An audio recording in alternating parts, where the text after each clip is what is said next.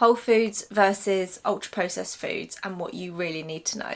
You don't need to fear food in a packet, you just need to know what to look for. And before we get started, this isn't about cutting anything out, it's no quick fixes, it's more about awareness to help you live a more balanced 80-20 healthy lifestyle. By the end of this video, you'll know exactly how to spot ultra-processed foods, what to look for when you're shopping, and a few simple, easy, healthy food swaps that can make eating healthier easier.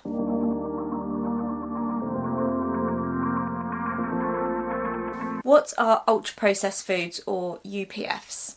When it's talked about processing foods, that's just basically when food is processed from its natural form into something else. It doesn't automatically mean it's bad. For examples, to split the three up, so you've got whole foods, which are things like meat in their truest form, vegetables that you bought whole, things like oats, eggs, nuts, seeds.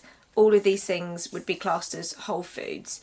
I always like to think when it comes to whole foods, it looks as close to it did when it was picked, plucked, dug up from the ground. Then you have minimally processed foods, which would be things like yogurt, milk, frozen veg, some tinned legumes, beans. These will all have been processed in some way to be brought to you in the form that they're in. The majority of us will be eating processed foods of some sort. Ultra processed foods are mostly things like flavoured yogurts, ready meals, crisps, chocolate.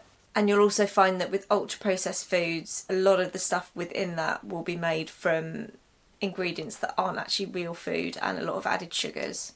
I wanted to just clarify a little bit more. According to research published by the National Library of Medicine, foods can be grouped by how much they've been changed from their original state. So unprocessed or minimally processed foods, and natural foods that have been cleaned, portioned or frozen but nothing major has been added or removed. These include things like fresh fruit and vegetables, grains, meat, milk and plain yogurt. Processed foods. They are made by adding salt, sugar or oil to natural foods to help preserve them or make them more enjoyable. Examples include canned vegetables, cheese or freshly made bread. Ultra-processed foods, or UPFs. They're industrial formulations made mostly of entirely from substances extracted from foods, such as oils, fats, sugars, starch or protein isolates. They often include additives to make them taste better or last longer, like flavourings, colourings and emulsifiers. Researchers explain that ultra-processed foods are very different from real foods. They're designed to be convenient, tasty and ready to eat, but they're often low in nutritional quality. So I hope that gives you a little bit more of understanding between those. So remembering as well, if you've ever bought anything and you think, wow, that's brilliant, that's got a great long shelf life on it, that's normally when it's ultra processed. I always like to think of trying to live an 80-20 balanced lifestyle. So convenience foods that are like ultra processed foods, they can fit into a diet, but they should be few and far between. We all have times where we're on the go and we didn't have time to prepare stuff, or we just need something quickly. It's just about sometimes trying to find the healthiest version of that processed food, which is what you're going to learn later on in the video.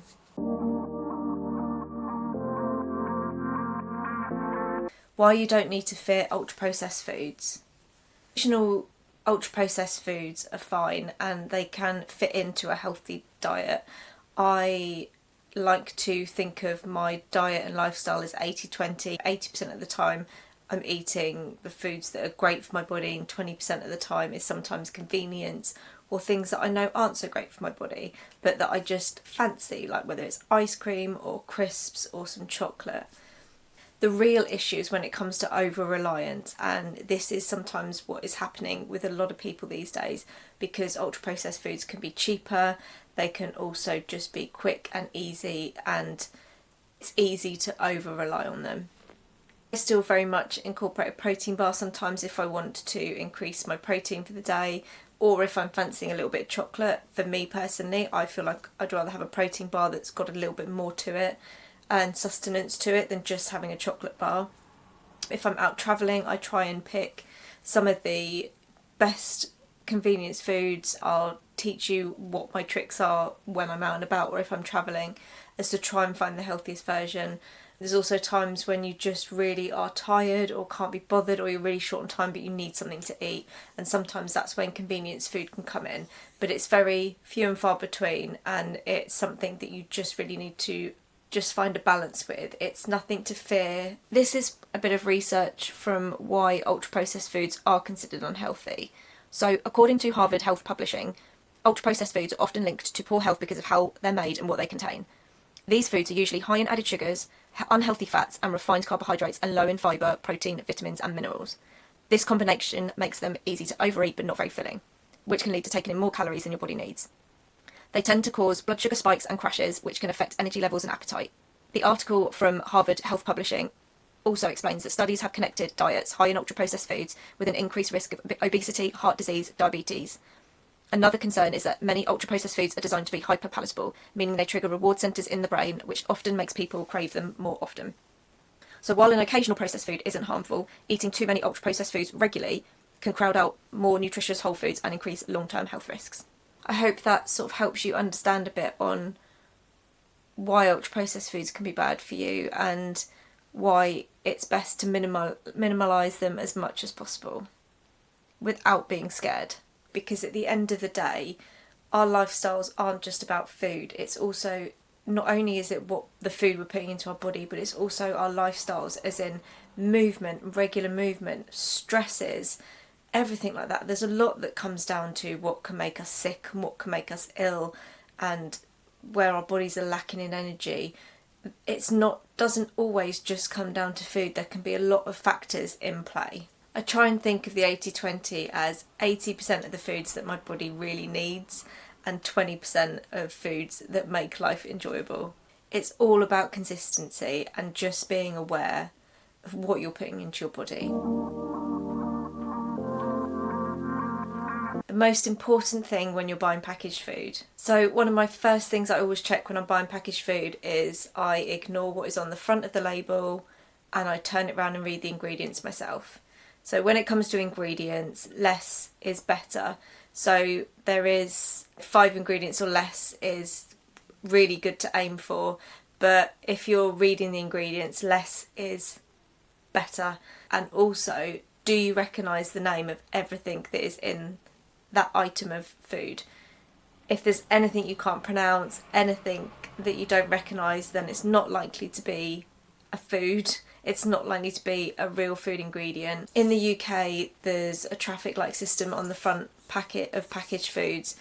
Don't always take in what that is saying. There's a lot of ultra-processed foods that are majority of green on the front, but that doesn't actually mean that they're healthy. Start learning to read the ingredients, and the best way to do that is to think you're looking for things with 1, the least amount of ingredients as possible, and number 2, you want to know the name of everything that is on that ingredients list. If there is something you cannot pronounce, you don't know what it is, it's likely to be an additive, and something meaning that the item is ultra processed.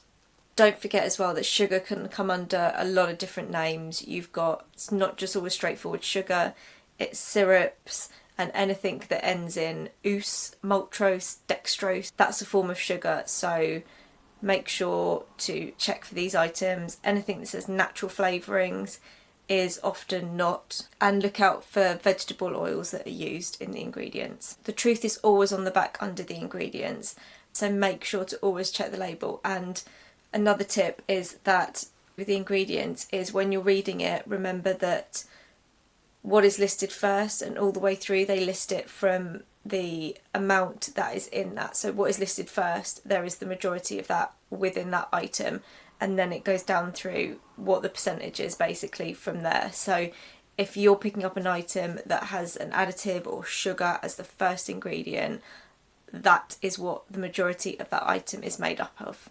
So I've made a list of some of my favourite easy switches which can make healthy eating easier, and you're eating more whole foods rather than ultra processed, and it doesn't mean it has to be more expensive or harder to do. When it comes to flavoured yogurts, I always tend to have plain yogurt, so whether it's Greek yogurt or kefir, and then just add in some fruit and add in some nuts or seeds with that as well. I either replace shop bought granola that's often full of sugar and other fillings with either nuts and seeds myself, or I've made a homemade granola or a homemade muesli if I do feel like I want to get some oats into that. Ideally replace packaged snack items with either homemade things like homemade granola bars or homemade seed and nut bars of some sort, or something like a boiled egg or fruit and a handful of nuts. Replacing jarred sauces with homemade sauces. It's like tomato based sauces can just be chopped tomatoes with your own seasoning, herbs and spices to it. Pesto can be very simple and easy to make yourself. You do need some form of blender, but it's just so much tastier as well. Adding protein powder to real foods, such as adding a scoop of protein powder to yogurt or making a protein shake and having some added fruit and veg in that, can just help you increase your protein while still getting more whole foods than having a chocolate protein bar. Just the smallest of switches can really help and really benefit. And remember, if you're making a meal at home from scratch, for example, spaghetti bolognese, lasagna, just the top two things that come to my mind where you might use jarred sauces, even if you have to use a jarred sauce of the white sauce for the lasagna, or you use a jar of the tomato sauce, you're still making the majority of the meal from home from scratch. Don't be scared to not do anything because you're worried about having one small bit of process, or even getting a stock cube to use in a meal. Don't be scared off of home cooking because you feel you've got to do every single thing from scratch. Just doing one small thing, making one small change, and eating home cooked meals as much as possible is a great benefit and is a great start to moving forward and moving away from ultra processed foods. Remember, the goal isn't to be perfect, it's just understanding and knowing what is in your foods. So I'd love to know, what is one swap that you're going to make this week? Please let me know in the comments. Don't forget to like this video if you found it really helpful, and subscribe to my channel for more weekly fitness and wellness tips.